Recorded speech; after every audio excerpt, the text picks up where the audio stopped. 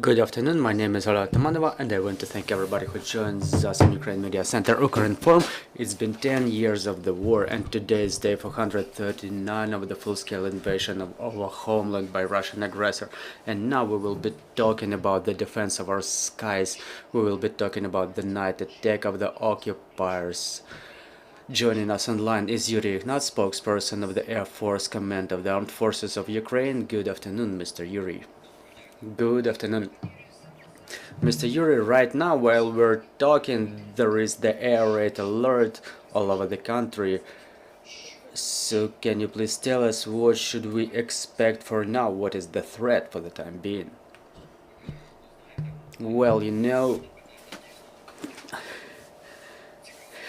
it's quite an interesting question because MiG-31K is in the skies, which can carry Kinzhal type missile, and we don't have enough Patriot systems or some T which can intercept those types of missile. That's an air ballistic missile that can fly very quickly and hit very precisely.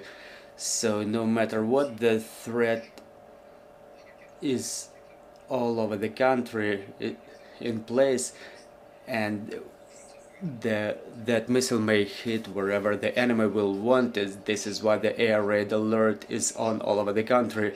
The occupiers attacked our country during the night, and Vitaly Klitschko stated that that was the most massive Shahed attack on the capital. So can you give us a little bit more comments about that attack? We remember the New Year night when we downed 45 out of 45 Shaheds. Then there were 39 more destroyed on the night of the 1st to 2nd January. That was the similar case. The UAVs in amount of 35 units were flying from the south. This is what was going on in the night. The successful and skillful work of our air defense forces, which was emphasized by the commander of the Operational Command South, General Lieutenant Kolenko. And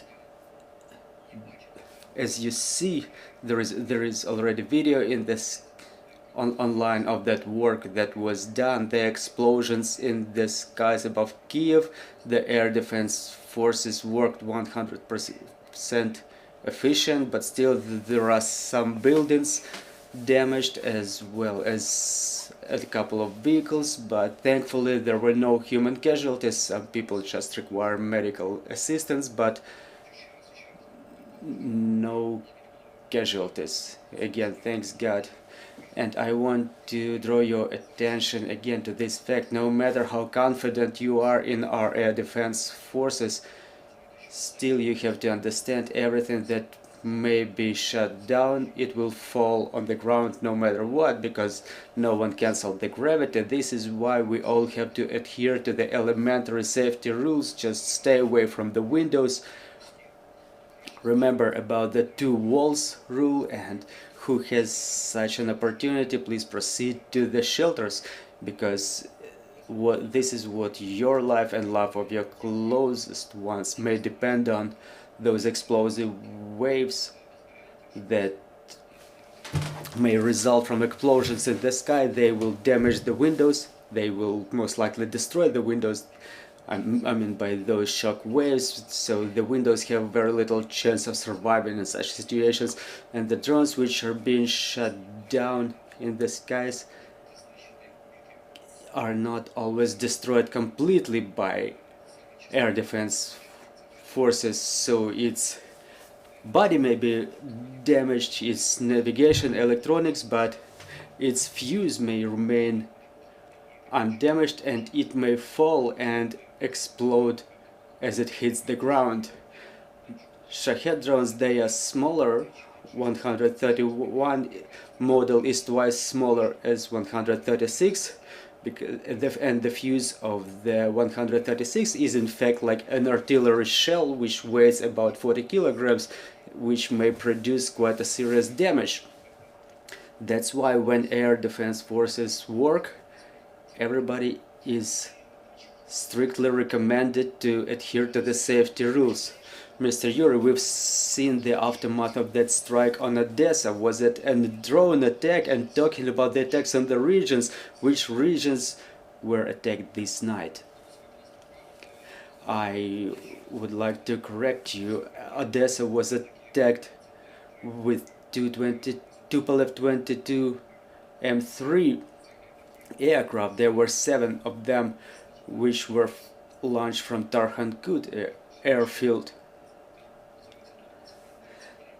And those are the bomber planes that inflicted strikes with X-22 missiles on Odessa. Those are powerful missiles. We know that their fuse weighs about 1,000 kilograms, but they are imprecise. This is why very frequently those missiles hit the residential areas. We remember about Kremenchuk, Dnipro, one of the most eloquent strikes, the eloquent expressions of Russian terrorism.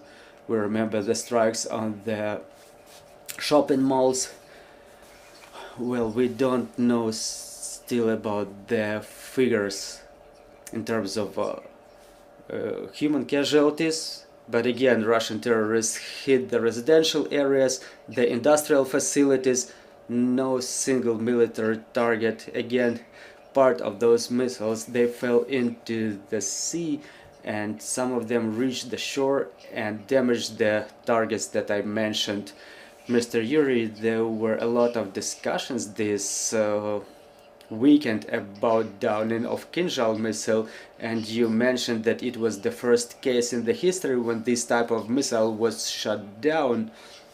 We've also heard the reaction of our American partners to this event. If you have any feedback, so to what extent do they see this work as efficient? How satisfied are they with the operation of the equipment that they handed over to our armed forces? I don't know whether it would be correct to say about any feedback from our partners. It's already our arms. We have those weapons in our ranks, so to say. So what's important for us is the feedback from Ukrainian citizens who understand that the skies of Ukraine are better protected as these air defense systems are incoming, and we appreciate the input of all of our partners, Americans, Germans, British, who hand over their air defense systems to us. And now we can say those anti-missile systems, because Patriot can shut down not only air dynamic but also air ballistic targets, just like Kinzhal missile, X-47, the ballistic missile.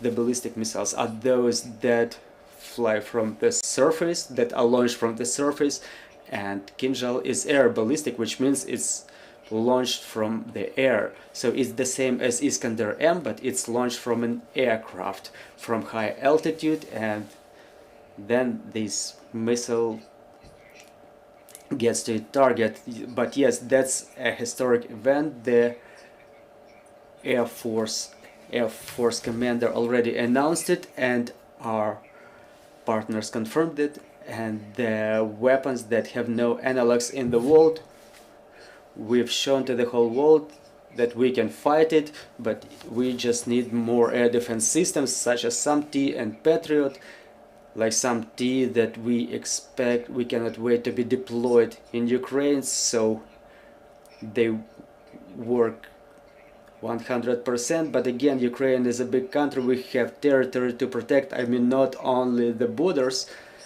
but also the territory inside the country, because our infrastructural facilities, our critical infrastructure facilities, nuclear power plants, those are the priority targets for the enemy. Well, not the power plants itself, but substations that ensure the power supply to the nuclear power plant blocks. And such air defense systems as Patriot, NASAMS, SAM-T, and obviously F-16 will help us create one of the best air defense systems in the world. I don't want to make examples of other countries, but we really have or would have one of the best air defense systems as we replace our Soviet material with the newest up-to-date air defense platforms. Mr. Yuriy, talking about the situation in our skies closer to the forward edge of the battle area, was the dynamic switches observed there during the forward edge of the battle area. This is what we call it. The dynamic is very tense, just like always. Our pilots on a daily basis struck the occupiers with all means available. The rockets, the guided aviation bombs that we got from our partners, and anti-radar missiles, air defense systems are deployed close to the forward edge of the battle area as well, and we haven't seen for a pretty long time any downed Russian either fixed wing or rotary wing aircraft.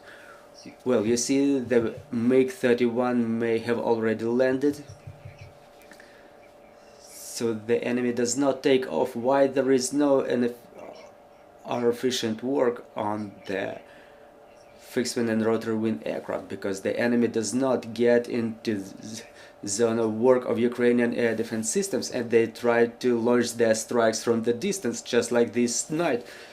Tupolev 22 M3 were striking from long distance, and the same story is with X-111 or X-505 missiles, and again the tactical aviation, they use FAB 500, the guided aviation bombs, which are equipped with wings, and so they can float, and the GPS trackers that allows our enemy to launch those guided aviation bombs to the depth of 20 to 30 kilometers from the forward edge of the battle area.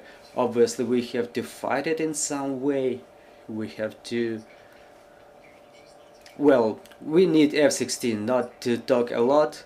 That would be the type of an aircraft that will give us advantage in the air, in the occupied territories, and drive Russian aviation away from our borders. Thank you very much for this broadcast.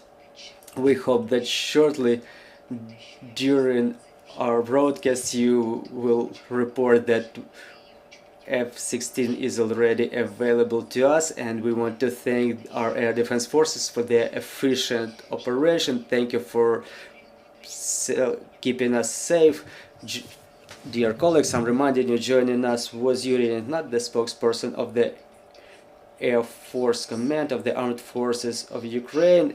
And our next briefing will be at 1500. Joining us will be Ivan Fedorov, the mayor of Melitopol, and we'll talk about the so-called evacuation of Russians. So stay tuned, work together for our victory, and glory to Ukraine.